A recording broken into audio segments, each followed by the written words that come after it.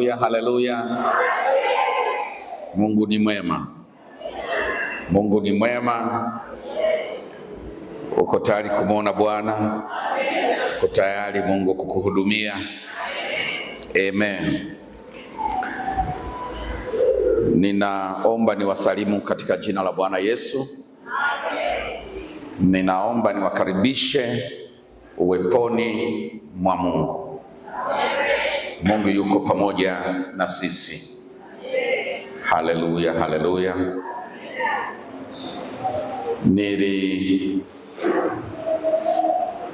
Nilipokuwa tunaadhimisha Pasaka ya mwaka huu mwezi uliopita nikiwa Arusha, Mungu alitia uhuisho wa neno la Mungu ndani ya moyo wangu kwa ajili ya alama ambayo Pasaka ya 2025 inaiacha kwenye maisha ya watu wa Mungu. Maneno yale niliyasema kule Arusha kwa imani kubwa, kwa ujasiri mkubwa na kinabii, kwamba Mungu alisema huu mwezi, akiwaambia wana wa Israeli kule Misri, ni mwanzo wa miezi kwenu, na ni mwezi wa kwanza wa mwaka kwenu. Mungu akapindua nyakati au akabadilisha nyakati, akafuta nyakati ili kuweka nyakati. Na hilo ndilo neno ambalo Mungu alihuisha ndani mwangu, kwamba kanisa linakwenda kukutana na uhalisia wa hilo neno kutoka kwenye Pasaka ya mwaka wa 2025.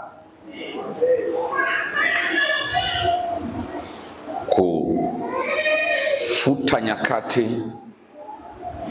ili kuanzisha nyakati.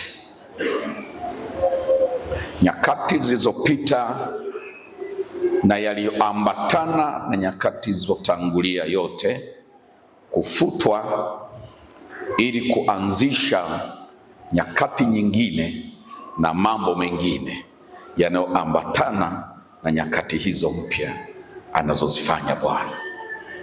Haleluya, haleluya. Wana wa Israeli wakaliamini lile neno, wakaamua kuanzia siku hiyo mpaka sasa wakafuta kalenda ya miaka iliyotangulia kabla ya muda ule, wakahesabu ule mwezi ni mwezi wa kwanza, na kutokea hapo wakaanza kalenda mpya. Ile iliyowahi kuwepo wakaiondoa kwenye muda wao au kwenye nyakati zao. Matukio yake ya kihistoria waliyahifadhi. Hawakusahau kwamba walitoka kwa baba Ibrahimu, hawakusahau kwamba baba yao ni Yakobo, hawakusahau kwamba Yusufu ndiye alipelekea wakaenda, hawakusahau. Lakini nyakati na miaka haikuhesabika tena. Haleluya. Wakaanza mwaka wa kwanza, mwezi wa kwanza ule, wakaanza kuhesabu mwezi wa kwanza wa mwaka wa kwanza, na kalenda wakaendeleza kutokea hapo. Mungu akiwa anahuisha maneno hayo ndani mwangu, niliyaona yameumbika kwa uhalisia. Imani yangu ikajitengeneza vizuri, ikakubaliana na Mungu. Kuna jambo jipya linatokea kwenye kanisa lake. Kuna jambo jipya linatokea kwenye maisha ya watu wa Mungu. Kuna nyakati mpya zinaanza katika jina la Yesu. Na kwa hiyo nilipoyanena maneno yale kule Arusha, nikaja hapa Mwanza nikayarudia tena. Na kwa sababu hapa ndiyo nyumbani kwangu, nikaamua sasa niyaingize kwenye program, niliongoze kanisa katika kuingia nyakati mpya, kalenda mpya ya maisha yao.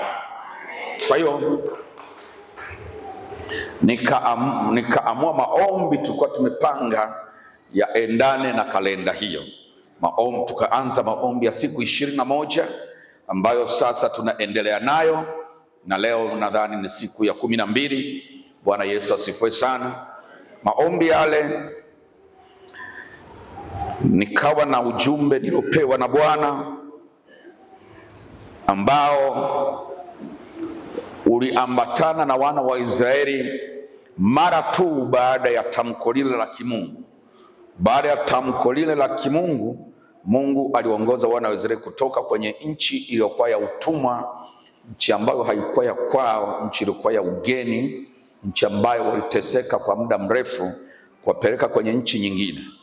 Lakini ile nchi nyingine Mungu akawaambia wataichukua kwa vita. Ni nchi nzuri sana, hakuna kitu hakimo, ina maziwa na asali. Ile nchi Mungu akawaambia haijui ukame, halafu haijui kupungukiwa na uwepo wa Mungu. Jicho la Bwana linatazama ile nchi kutokea mwanzo wa mwaka mpaka mwisho wa mwaka. Haleluya. Misri walikuwa na mwagilizia maji mashamba, lakini huku kila mahali mvua ya Mungu itanyesha. Jina la Yesu libarikiwe. Haleluya, haleluya. Akawaambia milima ya ile nchi inafukuta shaba, na mawe ya ile nchi ni chuma. Ni nchi ya maziwa na asali, ni nchi ambayo mkate wake haupungui, na kila atakayeingia kwenye hiyo nchi atakula mkate wake pasina shida. Ni nchi kubwa kisha pana. Haleluya, Bwana Yesu asifiwe. Akawaambia wakiwa humo watajenga nyumba na kukaa ndani, halafu dhahabu zao zitaanza kwa zinaongezeka, na fedha zao zitaanza kuongezeka, na ng'ombe zao zitaendelea kuongezeka, pamoja na kondoo zao, na kila walicho nacho kitaongezeka watakapokuwa katika hiyo nchi. Maneno hayo nikayaona si maandiko tu, ni maneno yamehuishwa, ni hai kwa ajili ya wakati wa sasa na kwa kanisa katika jina la Yesu. Haleluya. Nikaona niliongoze sasa kwa ile vita, kwa sababu bali na yote Mungu ameyasema, wakazi wake na wenyeji wake wote walikuwa kwa muonekano wao, kwa matendo yao, kwa tabia zao, kwa ibada zao ni mashetani, yani ni ushetani mtupu. Kwa hiyo Mungu akawaambia mkifika pale mtahakikisha kazi moja tu ambayo mtaifanya na mtahitaji kwa hodari na wajasiri kuifanya, ni kuhakikisha kwamba mnafukuza ushetani ule katika ile nchi. Mtavunja mashera yao na madhabahu zao na kila kitu chao na miungu yao yote mtaiteketeza kwa moto, na wale wenyeji wote wanaoabudu hiyo miungu mtawaua wote na hamtasaza. Halafu mtakuwa mmekamata nchi ambayo mnakula mkate pasina shida. Jina la Yesu libarikiwe. Kwa nimeongoza kanisa tangu tarehe 1 na ninaendelea bado kuua majitu. Nchi hili kumejaa majitu ambayo kwa tabia na kwa asili ni mashetani wote, wa Anaki, wa Nefiri, wa Refai, majitu kwa kabila zao zote wote. Mungu akasema waondoe katika nchi na miungu yao na kila kitu chao, halafu nchi Mungu amewapatia. Bwana Yesu asifiwe. Jumapili ya leo wakati nikienda kuongoza wiki hii, nikajielekeza kwenye kushughulika na eneo la uchumi, ili kutokee ufufuo na uhuisho wa uchumi katika kanisa na kwa maisha ya kila mmoja katika jina la Yesu. Kutokee economic recovery au uponyaji wa kiuchumi ambao hautakuwa kuangalia kwa kudhaniwa, utaonekana hadharani, utaonekana waziwazi, utaonekana dhahiri, hautakuwa wa kudhaniwa kwa sababu utaonekana. Na nikasema kwa maana hiyo ibada ya leo ni ibada kwa ajili ya jambo hilo. Leo naachilia nguvu ya economic recovery kwenye hili kanisa na kwa maisha kila aliyekuja kwenye ibada hii katika jina la Yesu. Uponyaji wa kiuchumi, uponyaji wa uchumi katika jina la Yesu. Ndio maana nikasema alika kila mtu anayeweza kumalika. Unayedhani unamtakia mema, mwalike, mwambie aje. Unayedhani unampenda, mwalike aje. Na litakaloleta alama kwenye historia ya maisha ya watu na ushuhuda kwenye maisha ya watu, nitalielekeza namna gani ndani ya ibada hii. Mungu akanielekeza kwenye neno linalosema niwaelekeze, kila mtu auelekeze moyo wake kupata mwongozo wa Mungu, nini afanye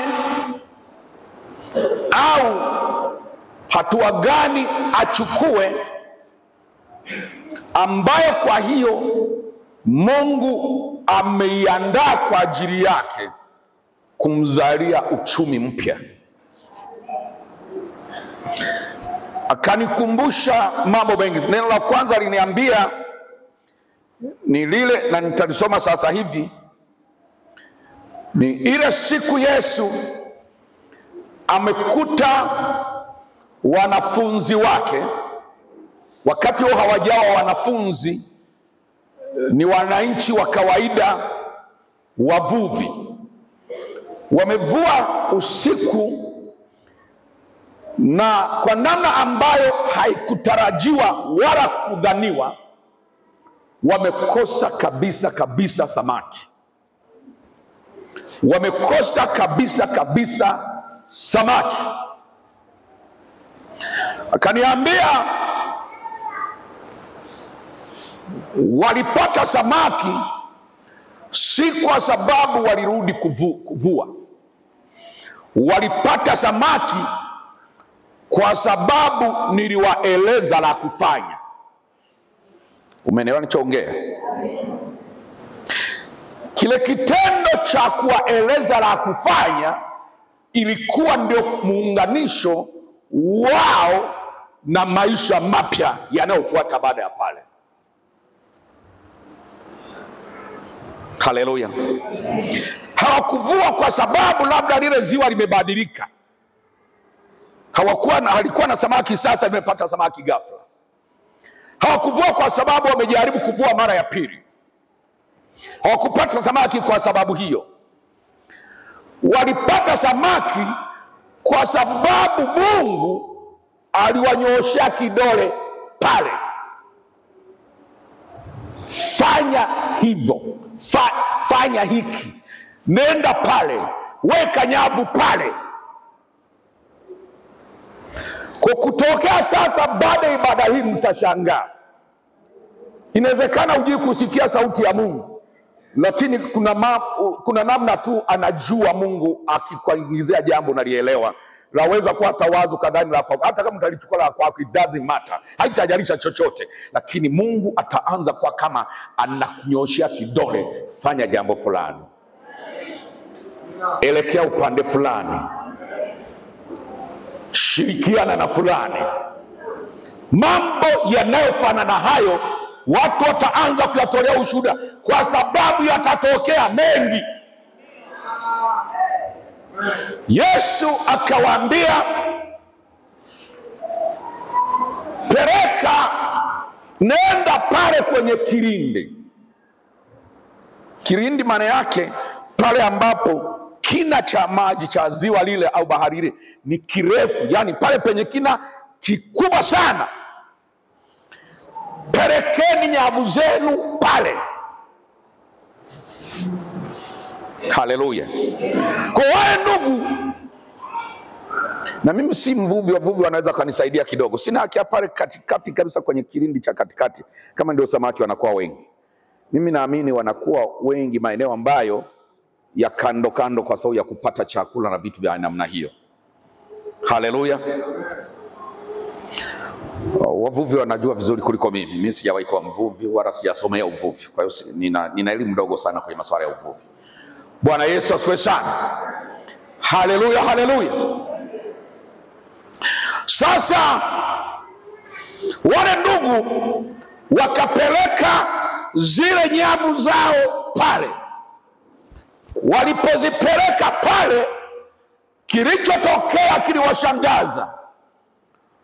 Wakapata samaki wengi kwa mkamato moja, a single catch. Kwa mkamato moja wa nyavu wakachukua samaki wengi mpaka wakashangaa. Mungu akawa ananiambia, hicho ndicho uwaambie, maana hicho ndicho ninachotaka kufanya.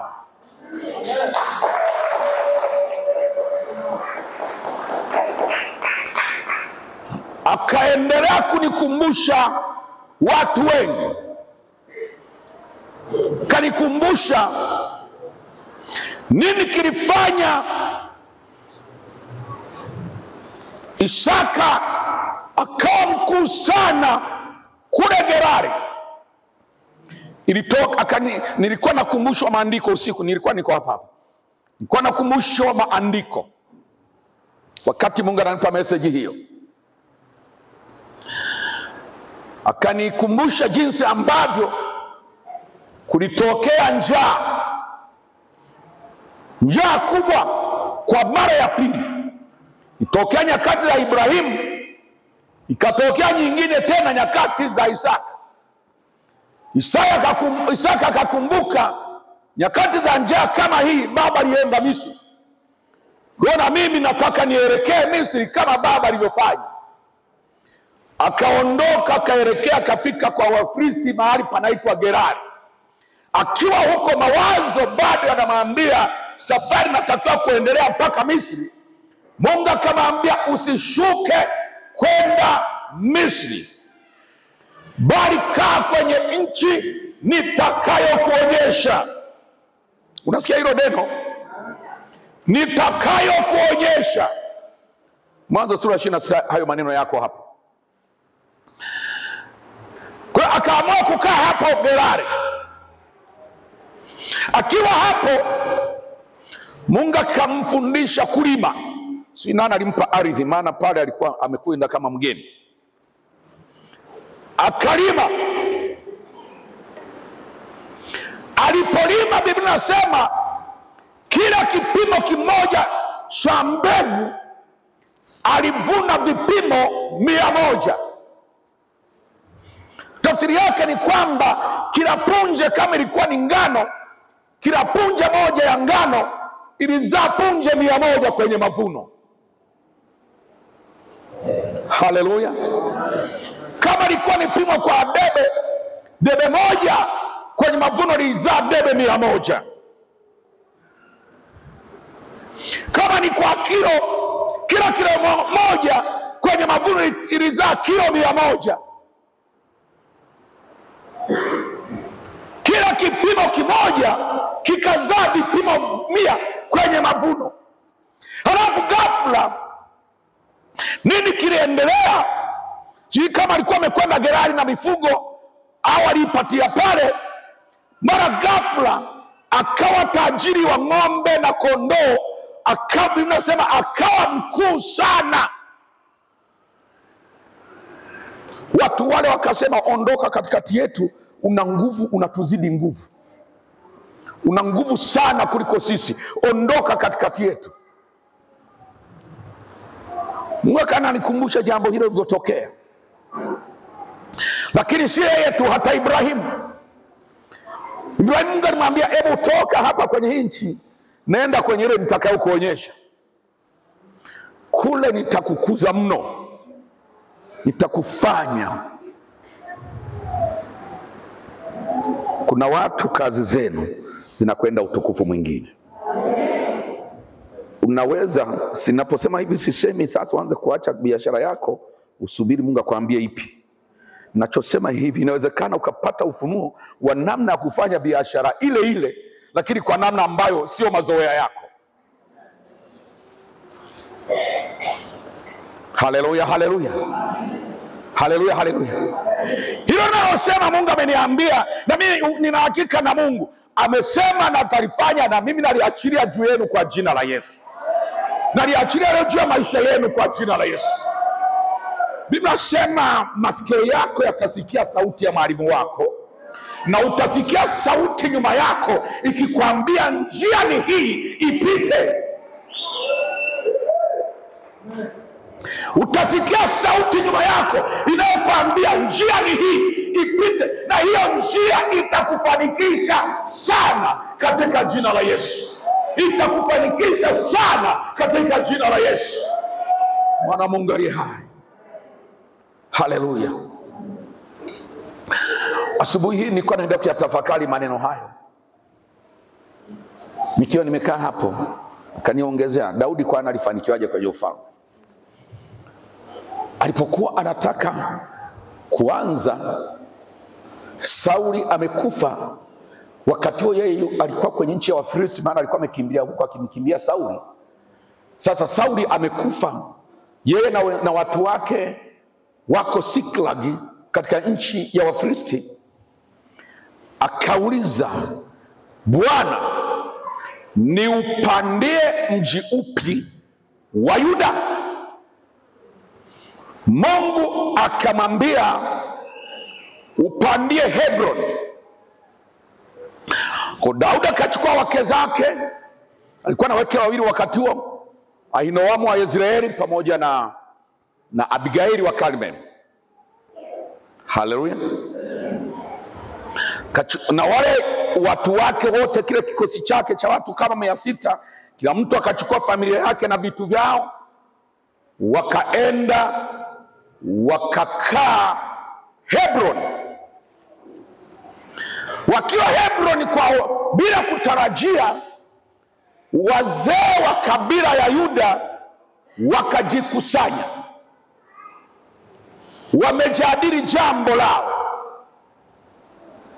Wakamwendea Daudi huko Hebron, wakamwambia Daudi, si alikuwa bado kijana zaidi, nadhani alikuwa hajawa mzee hata hivyo. Wakamwambia kijana, tumekuja. Wamekuja bila shaka na makuhani wao na pembe ya mafuta. Wanamwambia kijana Daudi, wazee wa Yuda tumejadiliana, tumekubaliana tukupake mafuta uwe mfalme wetu. Haleluya. Wazee wa Yuda wakaenda na pembe ya mafuta. Bila shaka hawezi kukosekana kuhani, maana kuhani ndiye alikuwa anapaka mafuta. Na kuhani wa kupaka mafuta wanaye wakampaka mafuta kuwa mfalme wa kabila lao la Yuda. Kaanza kuwa mfalme. Ndivyo mambo yalivyoanzia. Haleluya. Mungu alimwambia,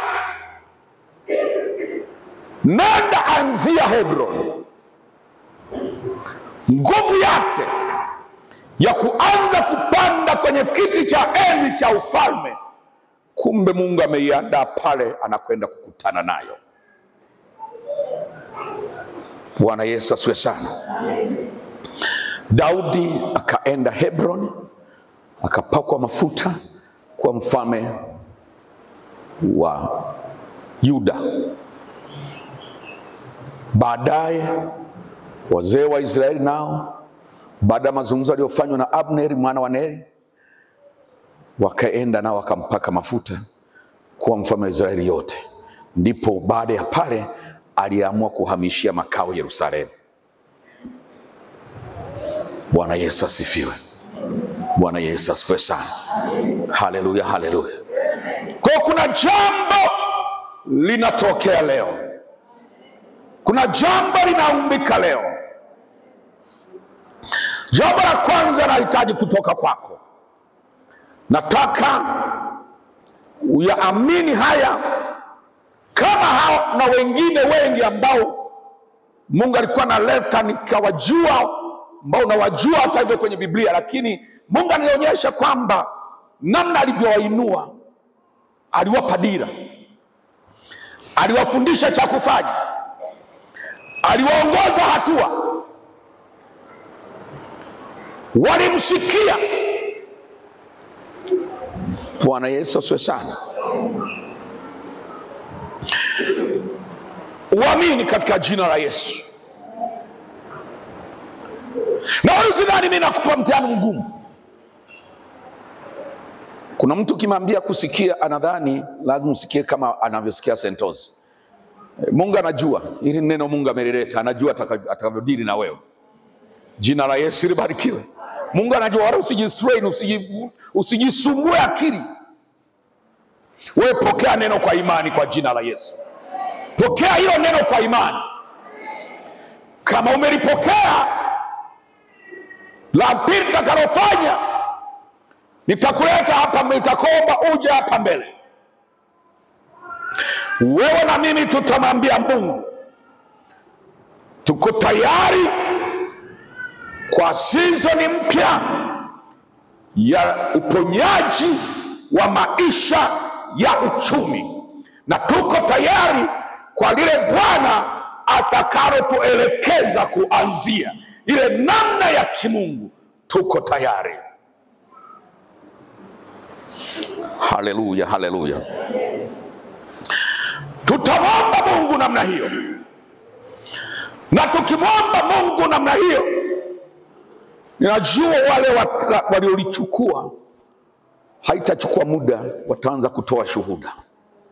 Haitachukua muda, haitachukua muda.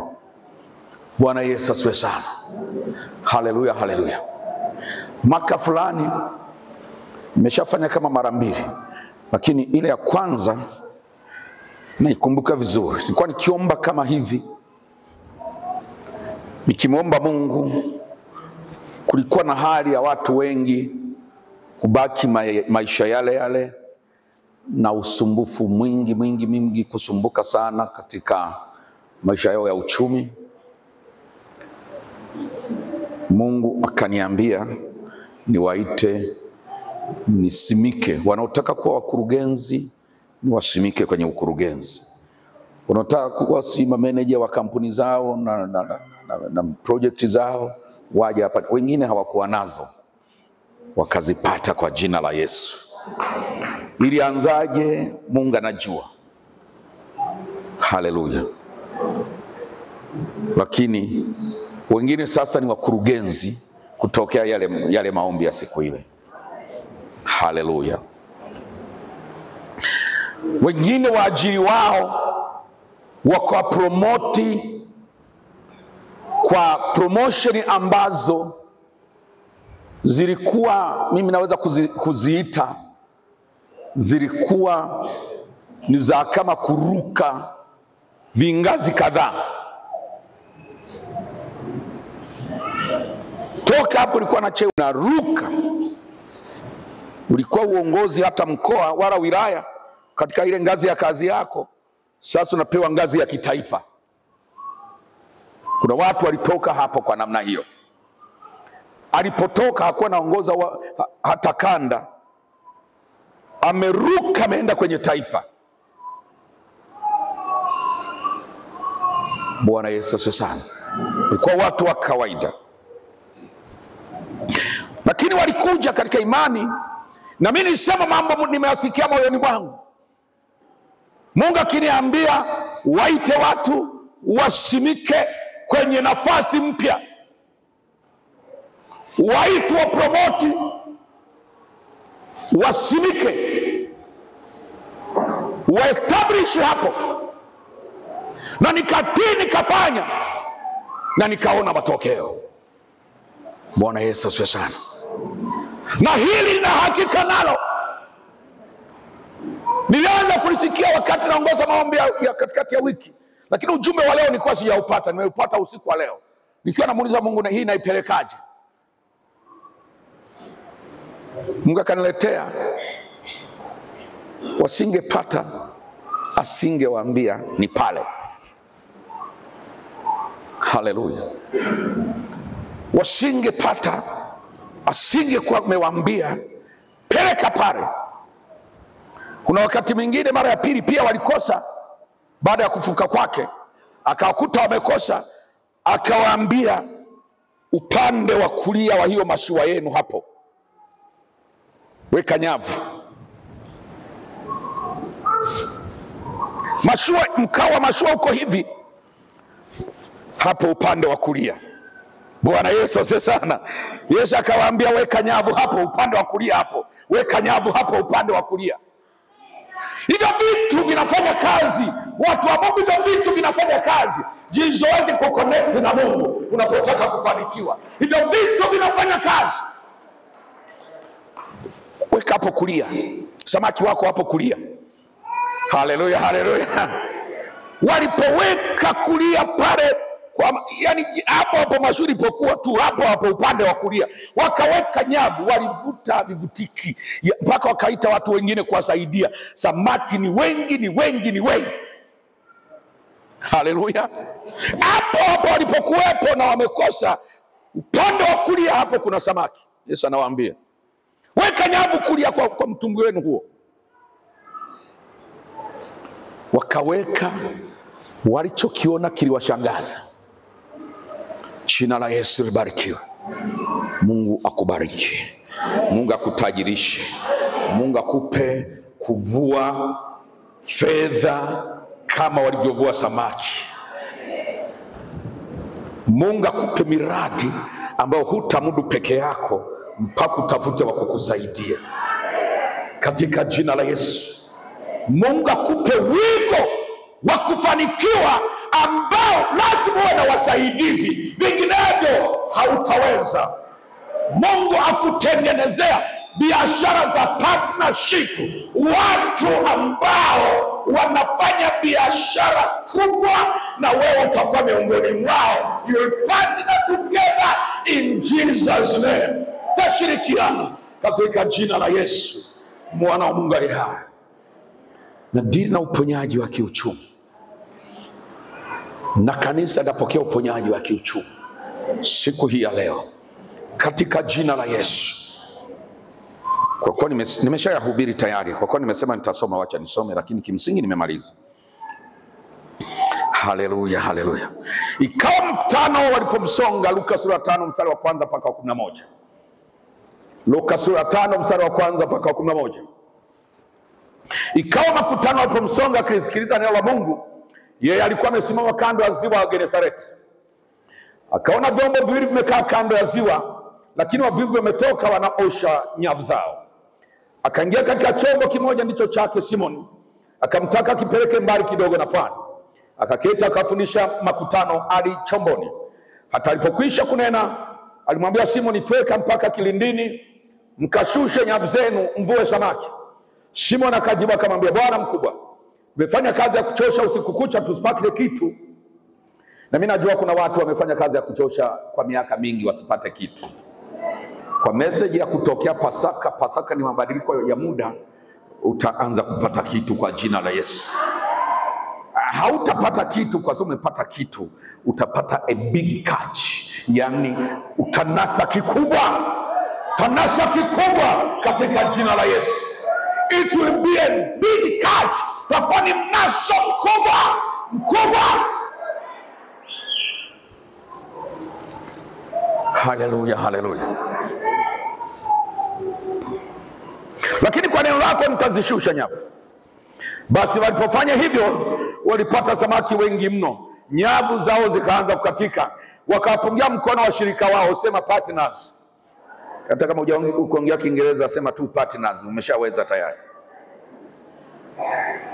Waliokuwa katika chombo cha pili waje kuwasaidia, wakaja wakavijaza vyombo vyote viwili hata vikataka kuzama. Kuna waajiriwa muda si mrefu wataajiri katika jina la Yesu. Haleluya, haleluya. Simoni Petro alipoona hayo, alianguka magotini pale, akasema, ondoka kwangu kwa kuwa mimi ni mwenye dhambi Bwana. Maana alishikwa na ushangao yeye na wote waliokuwa pamoja naye, kwa sababu ya wingi wa samaki walioupata. Na kadhalika Yakobo na Yohana wana wa Zebedayo waliokuwa washirika wao wa Simoni.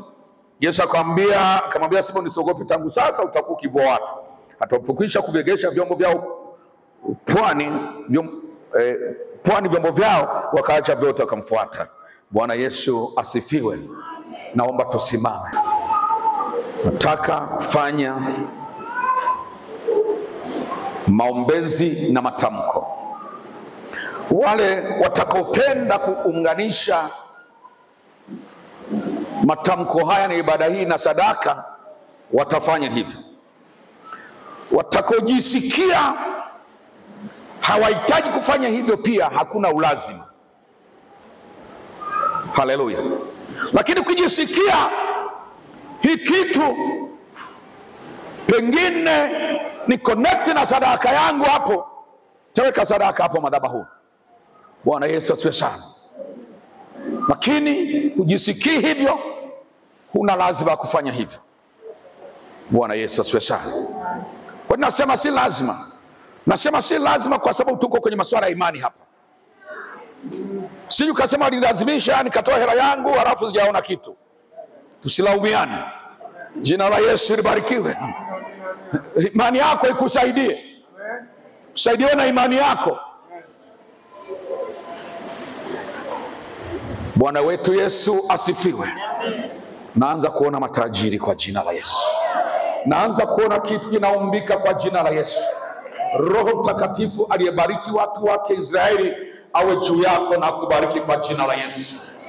Mungu aliyesema mtakwenda katika nyumba za Wamisri, mtachukua mnachotaka, mtachukua fedha, mtachukua dhahabu, mtachukua mavazi, mtachukua kila kilicho chema mnachotaka, hamtaondoka kitupu katika madhabahu hii. Siku hii ya leo ninatamka leo kama mtumishi wa Bwana na kama nabii aliyepewa ujumbe huu na Mungu, hakuna atakayeondoka hapa kitupu katika jina la Yesu. Hautaondoka nyumbani humu kitupu katika jina la Yesu. Pasaka ya mwaka 2025 haitakuacha kitupu katika jina la Yesu. Bwana Mungu aliye hai, nasema tena, hautaondoka kitupu. Pasaka ya mwaka huu haikuachi kitupu. Unaenda kwenye nchi ambao utakula mkate wako kwa sina shida. Ng'ombe zako zitaongezeka, fedha zako zitaongezeka, dhahabu zako zitaongezeka, ulivyo navyo vitaongezeka katika jina la Yesu. Bwana Mungu aliye hai, katika jina la Yesu Kristo. Bwana Mungu aliye hai, Roho Mtakatifu yuko hapa. Neema ya Mungu iko mahali hapa. Neema ya Mungu iko mahali hapa. Neema ya Mungu iko mahali hapa. Pokea mabadiliko ya kiuchumi katika jina la Yesu. Pokea economic uplifting katika jina la Yesu Kristo. Pokea katika jina la Yesu Kristo.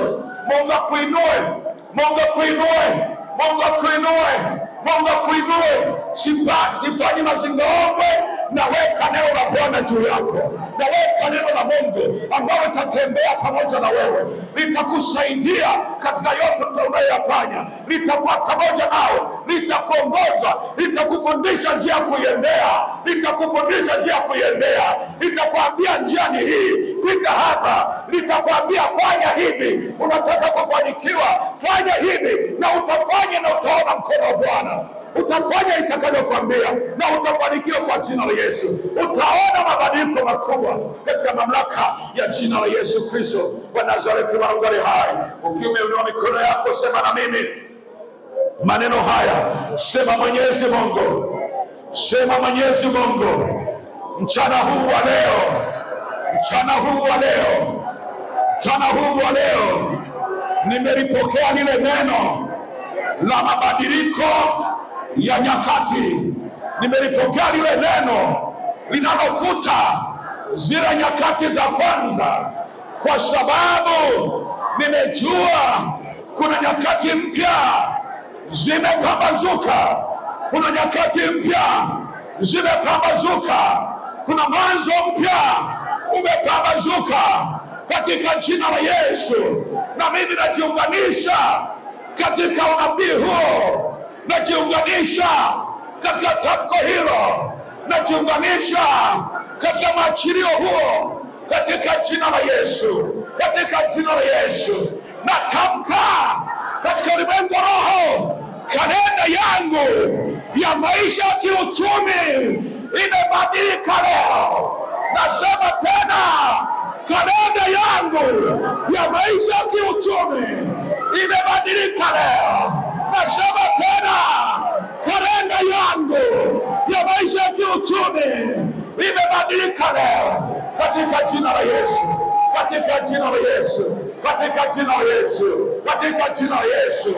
Unaingia sasa, Mungu wangu anakuingiza katika kalenda mpya. Ingia katika kalenda mpya, ingia kalenda mpya, ingia kalenda mpya, ingia kalenda mpya. Uchumi wako leo unachukua sura mpya, unachukua grade mpya, unachukua daraja jipya, unachukua daraja jipya, unachukua hatua mpya. God is uplifting you. Mungu anakuinua, Mungu anakuinua. Unatoka ulipokuwa, unatoka ulipokuwa. Mungu yuwa kuingiza, yuwa kuingiza, yuwa kuingiza katika nchi njema, nchi ya Nazari, katika jina la Yesu, katika jina la Yesu, katika jina la Yesu, katika jina la Yesu, katika jina la Yesu, katika jina la Yesu, katika jina la Yesu, katika jina la Yesu, katika jina la Yesu, katika jina la Yesu, katika jina la Yesu, katika jina la Yesu. Hautakula mkate wa shida. Mungu amesema utakula mkate pasina shida. Miaka ya kula mkate wa shida imekwisha leo, imekwisha leo. Miaka ya kula mkate wa shida imekwisha leo, imekwisha leo, imekwisha leo, imekwisha leo, katika jina la Yesu, katika jina la Yesu, katika jina la Yesu, katika jina la Yesu, katika jina la Yesu. Bwana Mungu aliye hai, Bwana Mungu aliye hai. Baba, asante, asante. Naona matajiri, naona wanaofanikiwa, naona milango iliyofunguka, naona Mungu akiwafundisha, naona Mungu anataka kuwafundisha. Hata sasa wengine wanaanza kupokea mawazo ya Mungu, mawazo ya Mungu. Mungu anaanza kuingiza mawazo yake ndani ya maisha yako, juu ya kazi yako, juu unapaswa kuyafanya, juu ya hatua za kuchukua. Mungu anawaingizia, Mungu anawaingizia. Wako wanaanza kuyapokea, wako wanaanza kuyapokea mawazo ya Mungu, mawazo ya Mungu, mawazo ya Mungu, mawazo ya Mungu, katika jina la Yesu, katika jina la Yesu, katika jina la Yesu, katika jina la Yesu, katika jina la Yesu. Baba anasema asante, Baba anasema asante. It is happening, it is happening, it is happening, it is happening, it is happening, it is happening, it is happening now, happening now, happening now, happening now. Inatokea, inatokea, inakuwa, inakuwa, inakuwa sasa, inakuwa sasa, inakuwa sasa, inakuwa sasa, katika jina la Yesu, katika jina la Yesu, katika jina la Yesu, katika jina la Yesu, katika jina la Yesu, katika jina la Yesu, katika jina la Yesu. Asante Bwana Yesu, asante Bwana Yesu, asante Bwana Yesu, asante Bwana Yesu. Kuna waliodhani haitawezekana, kuna waliodhani haitawezekana, lakini nataka nikwambie kwa namna usiyojua itawezekana, kwa namna usiyojua itawezekana. Yule mwanamke aliyekuwa na madeni, ana chupa moja ya mafuta ndani ya nyumba yake, hakujua angelipa madeni yote, na baada kaishi kwa mafuta yale, baada kaenda kutajirika kwa mafuta yale. Asingetegemea na wala asingejua, asingetegemea, asingejua. Wana wa Israeli waliokuwa watumwa, mtu angewaambia kesho mtamiliki dhahabu, wasingeamini. Wangekwambia unaosema halitawezekana, lakini inawezekana. Yuko mtu mmoja katika Wafalme wa Pili aliambiwa kesho muda kama huu mwamba mzuri kauzwa langoni pa Samaria. Yeye akasema hata madirisha mbinguni yote yangefunguliwa, haitawezekana. Akaambiwa utaona, maana yakawezekana, lakini wewe hukukula. Na aliona ingawa hakuna, kwa sababu ni nini isiwezekana kwa Bwana? Ni nini isiwezekana kwa Bwana? Usiwe na mashaka. Leo Mungu anaumba jambo jipya, leo Mungu anakwenda jambo leo, leo Mungu anakutoa hapo, leo Mungu anakupandisha, Mungu anakupandisha leo, Mungu anakupandisha leo, Mungu anakupandisha leo, Mungu anakupandisha leo. Yakarababa, yapakaraboseke, yapakaraboseke. I declare it upon you, I declare it upon you, I declare it upon you, I declare it upon you. In the mighty name, in the mighty name, in the mighty name. Inatangaza juu yako, ije juu yako kwa mdogo, ije juu yako kwa mdogo, ije juu yako kwa mdogo, ije kwa mdogo, ije kwa mdogo, ije kwa mdogo, ije kwa mdogo, ije kwa mdogo, ije kwa mdogo, ije kwa mdogo. Mighty name, baki neema, baki neema, baki neema, baki neema. Yasiyowezekana yanawezekana leo, yasiyowezekana yanawezekana, yasiyowezekana yanawezekana, yasiyowezekana yanawezekana, katika jina la Yesu, katika jina la Yesu, katika jina la Yesu, katika jina la Yesu, katika jina la Yesu, katika jina la Yesu. Bwana Mungu aliye hai, ramashaka ya baba,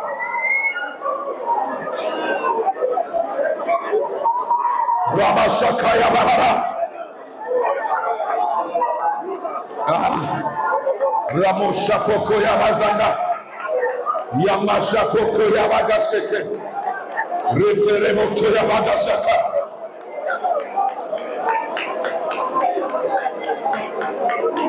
Bwana Yesu, pokea utukufu, pokea utukufu, pokea utukufu, pokea utukufu, pokea utukufu, katika jina la Yesu, katika jina la Yesu, katika jina la Yesu. Asante Yesu, asante Yesu, asante Yesu.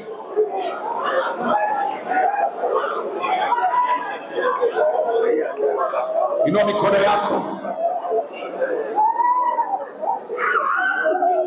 sema Mwenyezi Mungu, sema Mwenyezi Mungu, tangu mwanzo kuumbwa kwa ulimwengu vitu vyote vilifanyika kwa neno lako, vyote vilifanyika kwa neno lako, na pasipo neno hakikufanyika chochote kilichofanyika. Ibrahimu ulipombariki ulisema naye neno lako ndilo lililombariki, katika jina la Yesu. Ule wakati unampa mtoto ulisema neno lako, ulimwambia Makani majira kama haya Sara atakuwa ananyonyesha mtoto. Liliposema neno ikatokea, ikatokea. Mwokozi alipozaliwa ulisema neno lako, Mariamu akachukua mimba. Katika kila jambo ulisema neno lako.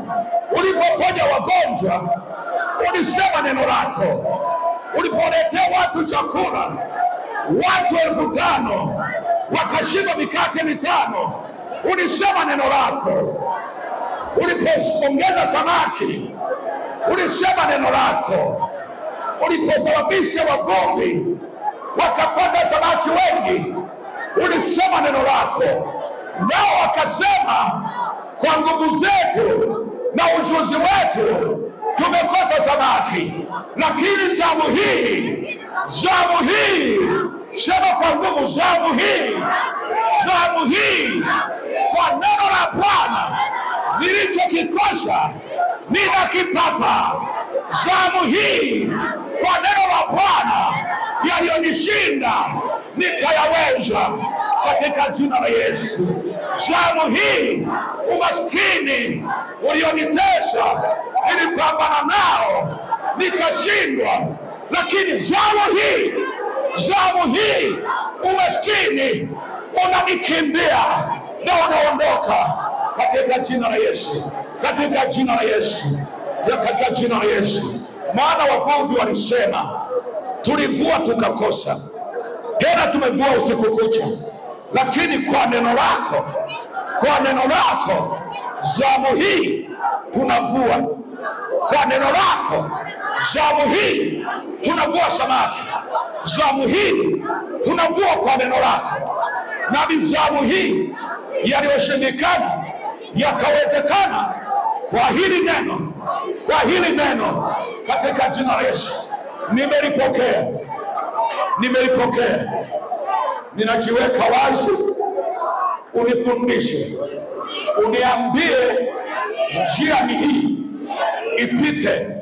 Niko tayari kupita njia utakayonionyesha, itakayoniunganisha na badiliko la uchumi, itakayoniunganisha na kuongezeka kwa uchumi wangu, kuongezeka kwa mali zangu na kuongezeka kwa fedha zangu.